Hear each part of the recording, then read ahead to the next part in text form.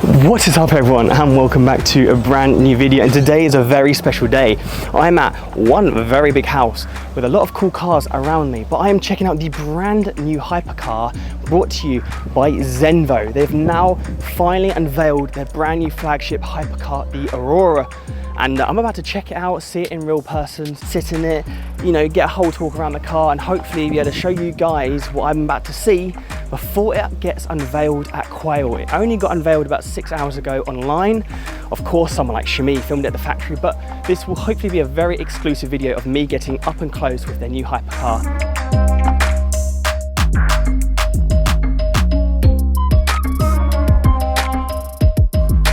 So stepping into the house, already on the right, we have the configurating system hinge screen, and soon I'll be speccing my very own one. But as you can see here, we've got all the different samples, all the different colors. Look at this.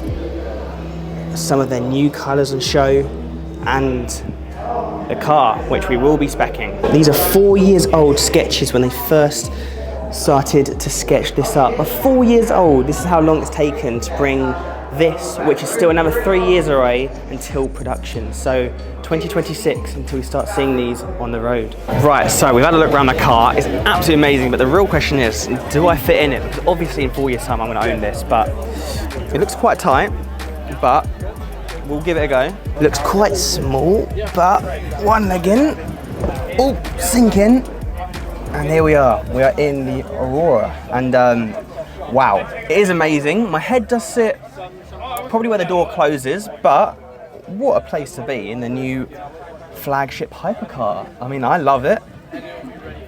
Maybe in the future, you never know. I'm talking, manifesting it already, but it's very cool.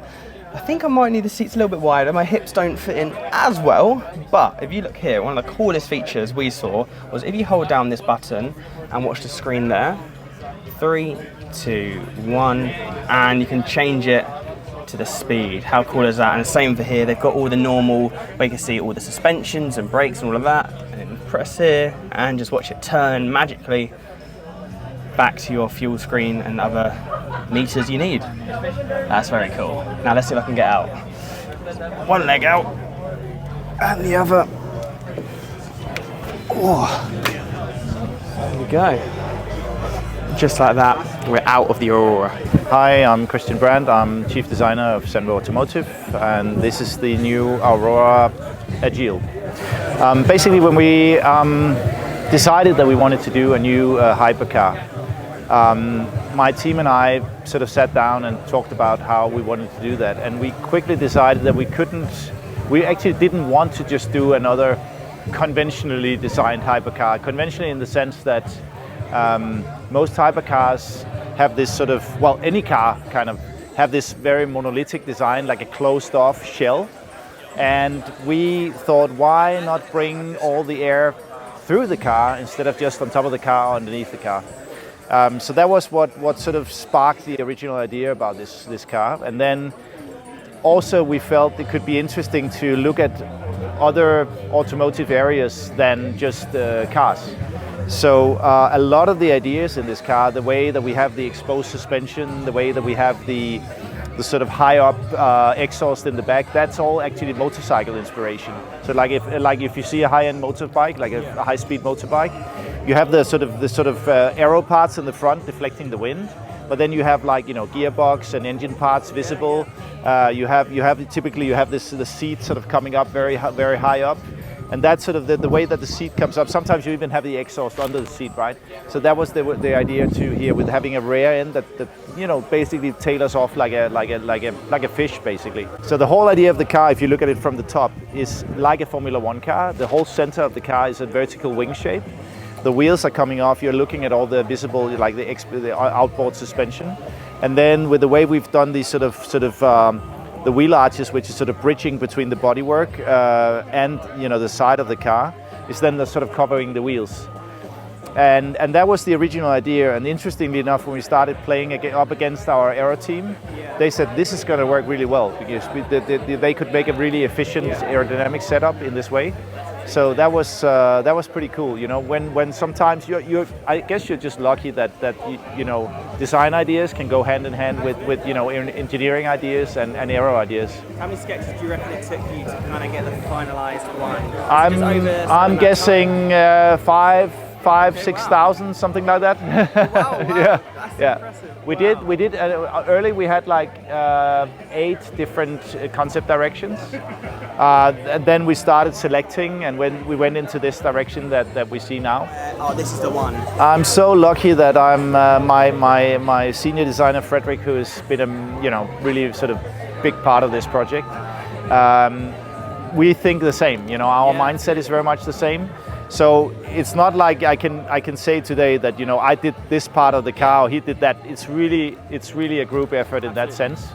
And you know, so every now and then we had to discuss areas and find solutions on those areas. But I think we were very much sort of agreeing most of the time, which was fantastic. And then of course the difficulties in working with trying to optimize the aero the way we've done is basically. That was the challenge. We on this particular car, we spent 8 months only designing all the stuff you see at the bottom, all the aero parts. And to this day, what you see, I mean, it's not design. It's really aerodynamic shapes. You know, even the funny fling on the sort of barge board behind the front wheel. That is because of aero that it looks like that. So we spent 8 months, and every week of those 8 months, we would remodel the whole aerodynamic setup, send it over to the aero team, and they would do simulations, come back to us and say, this is working, this is not working, you have to change here, you have to do like this. That was a very time consuming, it was extremely interesting, but also very sort of tiring, because it was, you know, you found areas that was important for us from design point of view, that was clashing with what the aero guys wanted to do. But you know, in the end, the car is now like this. There's probably around 10% of the bodywork where we have compromised in terms of aero, where you can say looks or design or styling was winning over the aero. But we also just wanted a car that was good looking, and it didn't look like a race car. Cars played a big part in helping you design this. Well, you know, there's always sort of inspiration, but as I say, we actually tried to seek inspiration from not conventional supercars. So we were actually looking a lot at sort of track day cars. I'm not going to mention any makes or brands, but there's some UK manufacturers that are making some very interesting cars. Okay. Wow. And we felt that sort of concept from track day cars, the sort of very light, very agile design, was interesting to try to apply to a hypercar.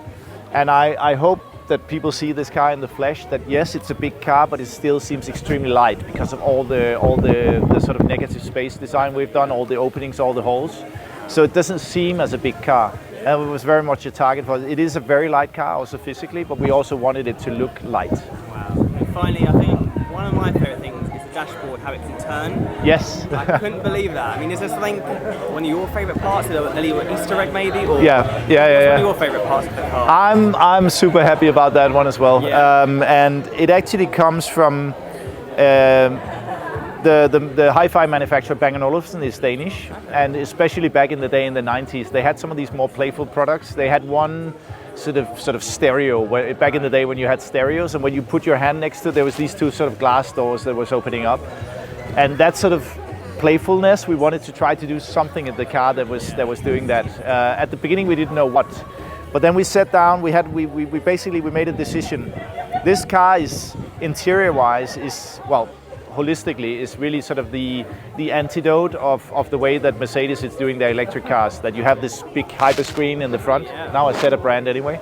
Some German cars are doing a big screen in the middle. Yeah. And the focus of this car is our philosophy of smiles per miles. Yeah. So, do you want to have emails while you're driving? Do you want to watch YouTube while you're driving? Do you want to have all this info? Is that giving you driving pleasure?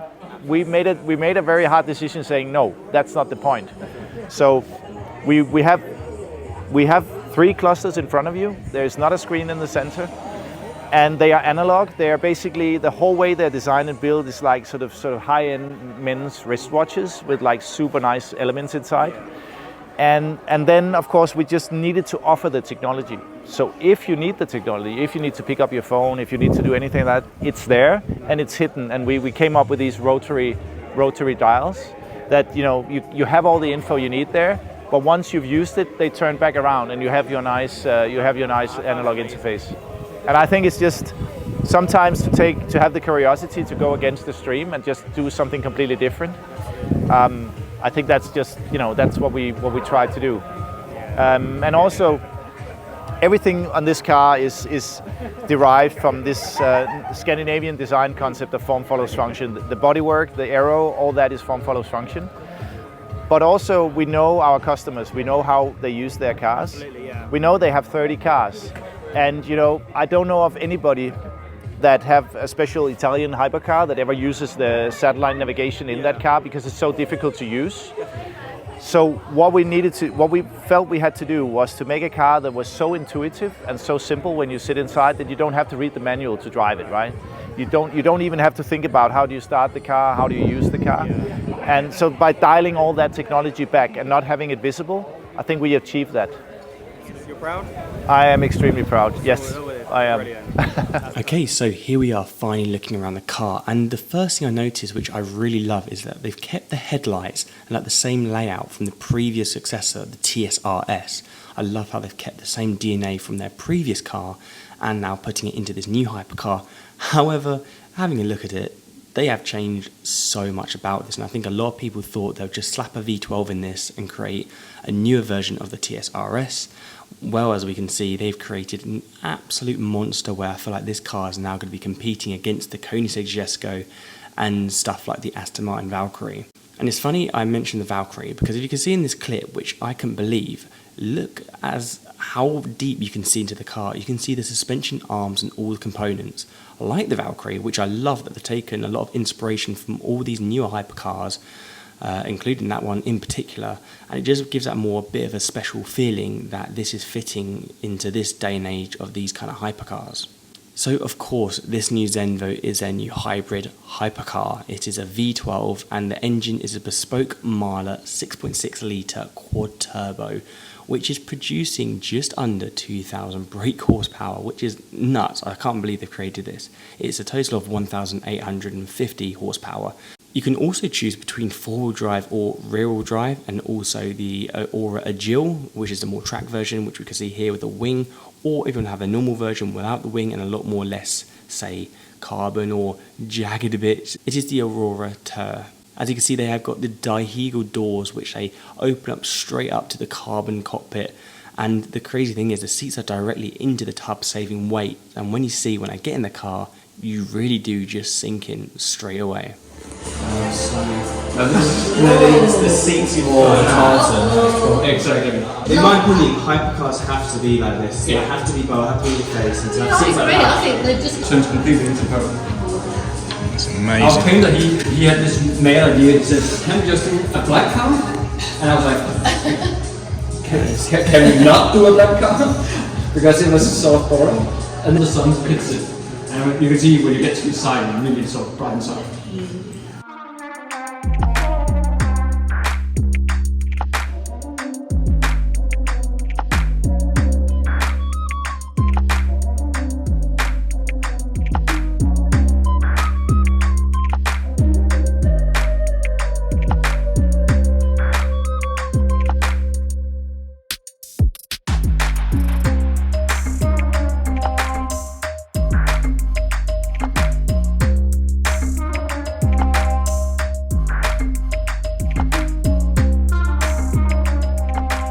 So I can now sit down and relax. I feel like I've got enough content just for today, but I need to go now to one of the auctions to film there. And yeah, the new Zenvo Aurora is incredible, and I can't wait to show you guys more stuff, especially at Quail on Friday. But for now, I hope you guys enjoyed a quick look around the car. I couldn't film in person just because of the music and everyone else looking around it, and future owners, considering I am just a media person. I will let the actual owners enjoy the car more than me. But what a fantastic experience, and thank you so much to Zenvo for the opportunity. And yeah, it'll be a great few days shooting for them at Quail. So without further ado, hope you guys enjoyed the video. Please give it a like, please share, and please subscribe if you haven't already. And I'll catch you guys in the next vlog very soon. So they're gonna fit